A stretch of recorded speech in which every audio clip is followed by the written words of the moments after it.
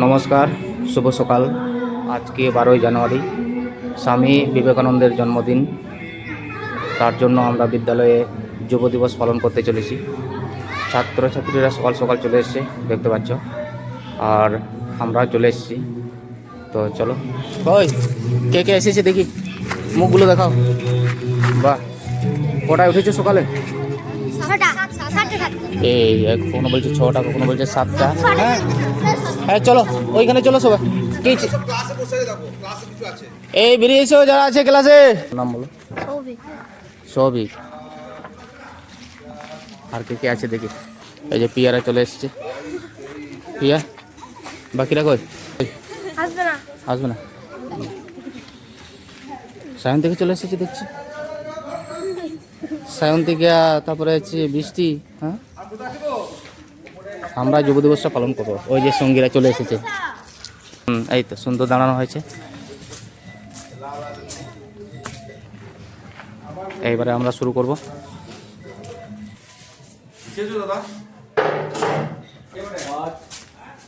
স্বামী বিবেকানন্দের 164তম জন্মদিন।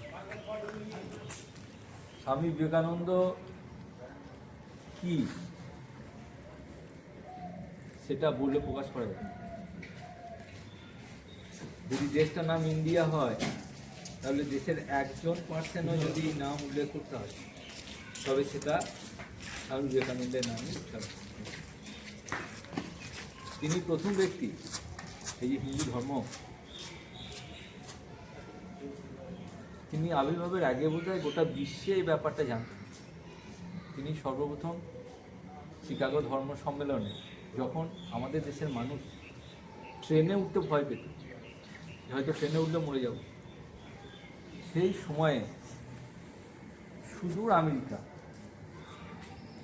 মানে সহায় সম্বলহীন অবস্থায় তিনি শিকাগো পৌঁছেছেন। স্যার বলবেন, এবং হিন্দু ধর্ম যে অন্যান্য ধর্মের থেকে শ্রেষ্ঠ, তিনি তা প্রমাণ করছেন।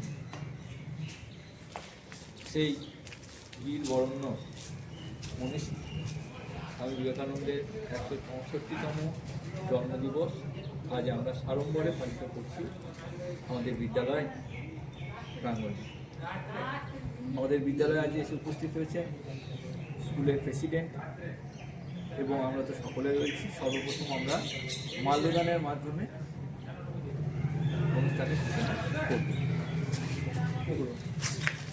আমাদের বিদ্যালয়ের পরিচালন সমিতির সভাপতি সঞ্জীব কুমার মণ্ডল মহাশয়, শিক্ষণের ব্যক্তি, ওনার এত ব্যস্ততার মাঝে সবসময় ওনাকে দেখতে পাওয়া, স্কুলে যে কোনো উন্নয়ন প্রকল্প হোক, অনুষ্ঠান হোক, আপদে বিপদে উনি থাকেন। আজকেও মূল্যবান সময় ব্যয় করে এসছেন, এবং আমাদের স্কুলের সভাপতি সঞ্জীব কুমার মণ্ডল এই নতুন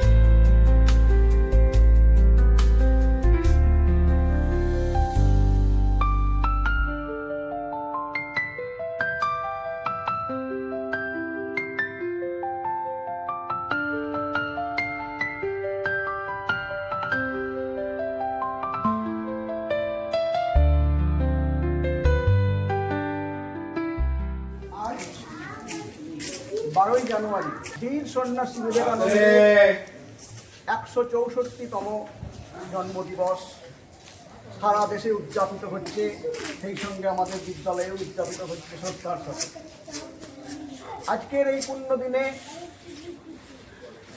উপস্থিত বিদ্যালয় পরিচালন সমিতির সভাপতি মাননীয় শ্রী সঞ্জীব চন্দ্র মণ্ডল মহাশয়, আমার সহকর্মীগণ এবং আমার স্নেহের ছাত্রছাত্রীরা, সকলকেই জানাই বিবেক জয়ন্তীর শুভেচ্ছা।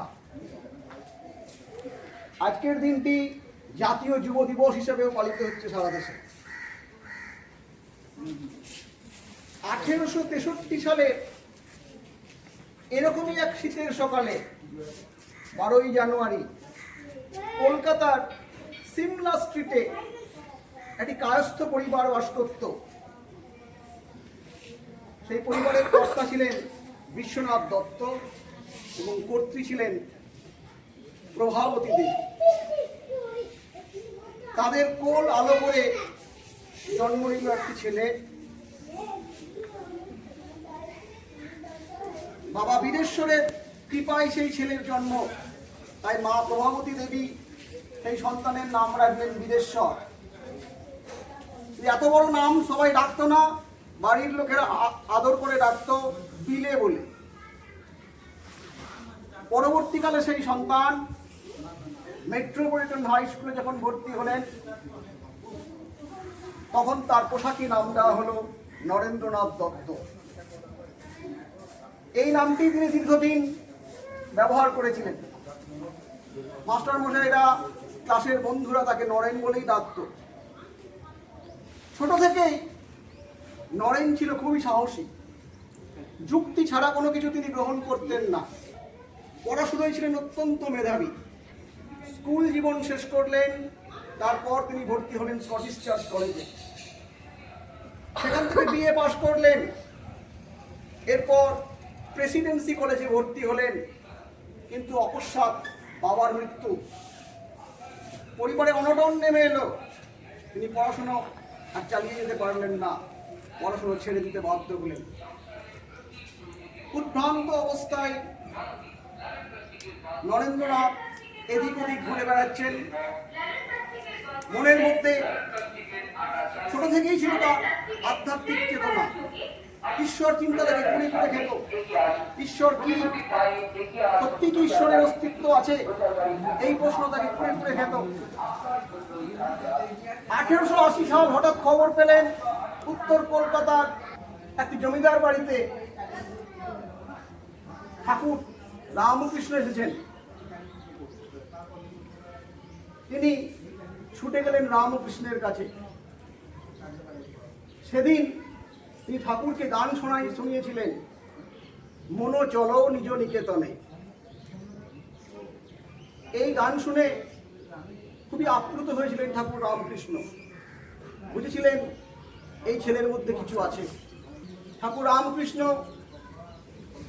নরেনকে ডেকে নিলেন তার দক্ষিণেশ্বর কালীবাড়িতে। নিমন্ত্রণ জানালেন, ওখানে আয় বাবা, তোর সঙ্গে অনেক কথা আছে। কিছুদিন পরেই নরেন দক্ষিণেশ্বর কালীবাড়িতে গিয়ে প্রথমেই প্রশ্ন লাগবেন রামকৃষ্ণকে, আপনি কি ঈশ্বর দেখেছেন? ঠাকুর বললেন, দেখেছি কি রে, তোকেও দেখাতে পারি। ঠাকুর রামকৃষ্ণ নরেনের হাতটাকে চেপে ধরলেন। নরেন অনুভব করলেন শরীরের মধ্যে যেন বিদ্যুৎ খেলে গেল। নরেন ঈশ্বর দর্শন হয়ে গেল সেই দিনই। এরপর ঠাকুর রামকৃষ্ণই হয়ে উঠলেন বিবেকানন্দের তথা নরেনের, তখন বিবেকানন্দ নাম হয়নি তার, নরেনের একমাত্র আধার। ঠাকুরের কাছে তার যাতায়াত শুরু হলো।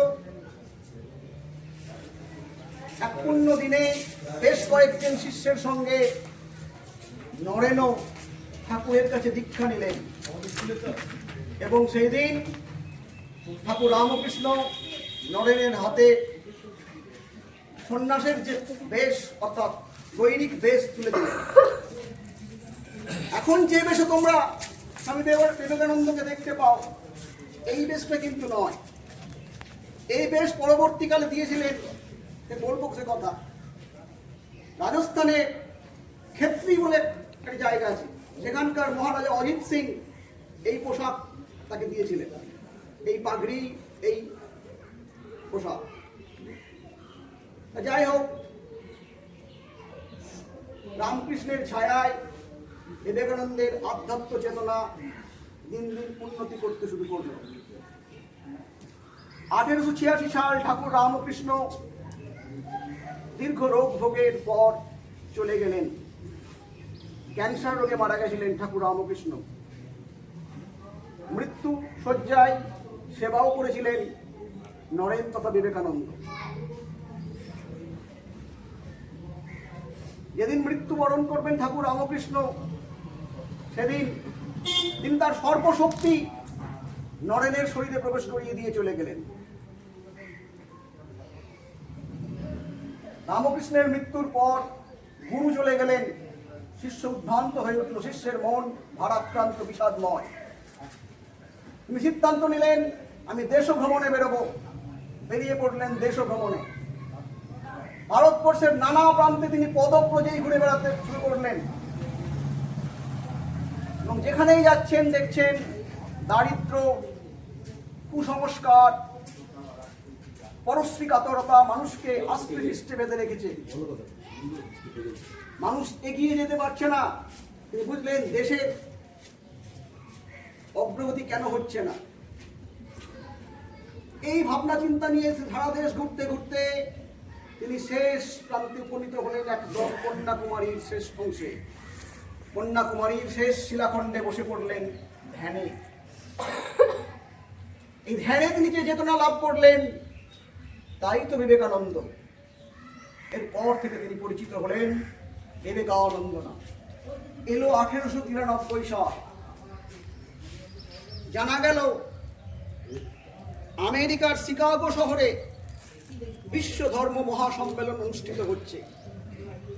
সেখানে পৃথিবীর নানা দেশের নানা ধর্মের যারা প্রধান মুখ, তারা গিয়ে প্রতিনিধিত্ব করবে, তাদের ধর্মের কথা শোনাবে। বিবেকানন্দের যারা শিষ্য ছিলেন বা তার যারা শুভাকাঙ্ক্ষী ছিলেন, তার মধ্যে রাজস্থানের সেই ক্ষেত্রীর মহারাজা অজিত সিং অগ্রগণ্য। তিনি বললেন, স্বামীজি এই সুযোগ আমাদের ছাড়া হবে না, আমাদের হিন্দু ধর্মের কথা বিশ্বের দরবারে তুলে ধরতেই হবে। স্বামীজি সে সময় কপর্তক শূন্য, 1 টাকা পয়সা নেই, কিভাবে যাবেন আমেরিকা? রাজস্থানের ক্ষেত্রীর মহারাজ সেই ব্যবস্থা করলেন, তার জাহাজ ভাড়া, হাতে কিছু পয়সাও তুলে দিলেন এবং তাকে বানিয়ে দিলেন এই পোশাক, যে পোশাকে তোমরা বিবেকানন্দকে দেখতে পাও। রাজস্থানের এই পাগড়ি পড়ানো শিখিয়ে দিলেন ক্ষেত্রীর মহারাজা তাকে। বিবেকানন্দ এই পোশাকে এই জাহাজে উঠলেন, পৌঁছালেন কানাডার ভ্যানকুভার সিটিতে। সেখান থেকে ট্রেনে করে পৌঁছালেন শিকাগো শহরে।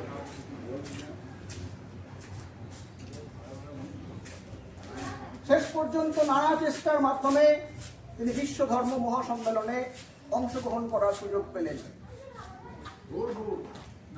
সেই ধর্ম সম্মেলনে তিনি my dear sisters and brothers of America বলে যে মুহূর্তে সম্বোধন করলেন, ধর্ম সম্মেলনে উপস্থিত সমস্ত দর্শক বা শ্রোতা করতালি দিয়ে স্বামীজিকে অভিবাদন জানালেন। এর আগে যারাই বক্তব্য রেখেছে, কেউ এমন আপন ভাবে কথা বলেনি, মানুষকে আপন করে নেয়নি। এই যে ভ্রাতৃত্বের বন্ধনে গোটা পৃথিবীর মানুষকে তিনি বাঁধলেন, এটা সকলকে মুগ্ধ করল। সেদিনের বক্তব্য সেখানকার উপস্থিত সকল শ্রোতাদেরকে মুগ্ধ করে দিল। হিন্দু বেদান্ত দর্শনকে তিনি এমন উচ্চতায় তুলে নিয়ে গেলেন, সেদিন পাশ্চাত্যের লোকেরা বুঝলো হিন্দু ধর্ম কি, বেদান্ত দর্শন কি। এরপর বহু মানুষ আকৃষ্ট হলেন বিবেকানন্দের প্রতি। স্বামীজির কাছে অনেকেই দীক্ষা নিলেন। তার মধ্যে উল্লেখযোগ্য মিস মার্গারেট এলিজাবেথ নোবেল, যাকে তোমরা ভগিনী নিবেদিতা নামে চেনো। তিনি স্বামীজির কাছে দীক্ষা নিয়ে স্বামীজির সঙ্গে ভারতবর্ষে এলেন এবং ভারত সেবায় নিয়োজিত হলেন। স্বামীজি দেশে ফিরে এলেন, কিন্তু কি দুর্ভাগ্য জানো, বিদেশে যে মানুষটি এত সম্মান পেলেন, দেশের মানুষ তাকে কানাকড়ি সম্মানও জীবিত অবস্থায় দেয়নি। যে মুহূর্তে তিনি দেশে পা দিলেন শিকাগো সম্মেলনের পর, কলিকাতার বিখ্যাত সব মানুষেরা যারা সব সমাজে অগ্রগণ্য তাকে তার প্রতি নাক ছিটকালেন। গুরুদাস বন্দ্যোপাধ্যায় বললেন, কায়স্থের ছেলে মাংস খায়, কালাপানি পার হয়ে বিদেশ গিয়েছে, তাকে আবার সম্বর্ধনা কি? ও তো সন্ন্যাসীই নয়। এই ধরনের সব বক্তব্য। কলিকাতা বিশ্ববিদ্যালয়, প্রেসিডেন্সি কলেজ তারা নম করে সম্বর্ধনা দিল বটে, কিন্তু তার জন্য একটা স্পেশাল চেয়ারও পর্যন্ত সেদিন রাখেনি। জীবিত অবস্থায় বিবেকানন্দকে প্রচুর অপমান সহ্য করতে হয়েছে। হ্যাঁ, তিনি মাংস খেতেন, মাংস খেতে ভালোবাসতেন। তিনি তন্ত্রমতে দীক্ষা নিয়েছিলেন, মাংস খাওয়াতে কোনো নিষেধ ছিল না। অথচ দেশের প্রথম সারির ইংরেজি পত্রিকা লিখে বসলো, মিট ইটার্স মঙ্ক রিটার্নস, মাংস খেকো সন্ন্যাসী ফিরে এসেছে। এইভাবে তাকে অপমান করা হয়েছে। স্বামীজির মৃত্যুর পর দেশের মানুষ বুঝতে শিখলো কি তার ভাবধারা, তিনি কি চেয়েছিলেন, অথচ জীবিত অবস্থায় কেউ তাকে সম্মান সেভাবে দিল না। স্বামীজির প্রতিষ্ঠা করে যাওয়া বেলুড় মঠ, সেখানকার সন্ন্যাসীরা আজও চেষ্টা করে যাচ্ছেন সারা পৃথিবীতে, সেই সঙ্গে ভারতবর্ষে তার আদর্শ, তার কথা ছড়িয়ে দেওয়ার। স্বামীজি যুব সমাজের প্রতি অত্যন্ত আস্থা রেখেছিলেন। তিনি বুঝেছিলেন এই যুব শক্তি যদি পারে দেশকে এগিয়ে নিয়ে যেতে। এদের টকবকে রক্ত, এদের মধ্যে কোনো পাপ নেই। এদেরকে উদ্বুদ্ধ করতে পারলেই এরা দেশ সেবায় বিরাট বড় ভূমিকা নিতে পারে। তাই তিনি যুব সমাজের প্রতি বিরাট আস্থা রেখেছিলেন। স্বামীজির এই ভাবধারাকে সম্মান জানাতে 1984 সালে ভারত সরকার সিদ্ধান্ত নেয় 1985 সাল থেকে প্রতিটা 12ই জানুয়ারি পালিত হবে সারা দেশে জাতীয় যুব দিবস হিসাবে। আজও পালিত হচ্ছে জাতীয় যুব দিবস 12ই জানুয়ারি, সেই 1985 সাল থেকে। তোমাদের মতো যুব শক্তির প্রতি তিনি যে আস্থা রেখেছিলেন, সেই আস্থা যেন তার বৃথা না যায়, সেই চেষ্টা তোমাদের করতে হবে। দুটো জিনিস তোমরা খেয়াল রাখবে। এক হচ্ছে তোমাদের সোশ্যাল ট্রেনিং এবং মোরাল ট্রেনিং যেন ঠিকঠাক থাকে। সমাজের প্রতি তোমাদের কিছু দায়বদ্ধতা আছে। রাস্তায় যেতে যেতে দেখছো কোনো মানুষ অসুস্থ হয়ে পড়ে আছে রাস্তার ধারে, চোখ ফিরিয়ে চলে যেও না। সেই মানুষটাকে পারলে সেবা দেওয়ার চেষ্টা করো, তাকে হসপিটাল পর্যন্ত পৌঁছে দেওয়ার ব্যবস্থা করার চেষ্টা করো। একই সঙ্গে তোমার মোরাল ট্রেনিং কি হবে, সমাজে কোনটা গ্রহণ করব, কোনটা করব না, এই ভাবধারা যেন এখন থেকেই তোমাদের মধ্যে গড়ে ওঠে। তবেই স্বামীজির স্বপ্ন সার্থক হবে, স্বামীজির নতুন ভারত গড়ে উঠবে তোমাদের মধ্য দিয়ে। আজ তার পূর্ণ দিনে তাকে কত কোটি প্রণাম জানিয়ে আমি আমার বক্তব্য এখানেই শেষ করছি।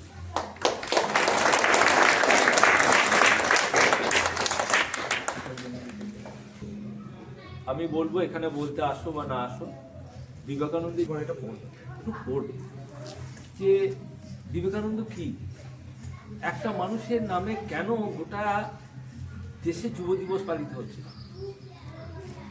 সে তোমাদের এই বাঙালি, তোমাদের কাছে অনুরোধ রইল যে তোমরা অন্তত বিবেকানন্দ জীবনীটা ছোট ছোট যেটা পাওয়া যায়, ডিটেলে পড়ার দরকার নেই, পড়বে। আর চিকাগো যে ধর্ম সম্মেলনের বক্তৃতা ইউটিউবে পাওয়া যায়, একটু শুনবে।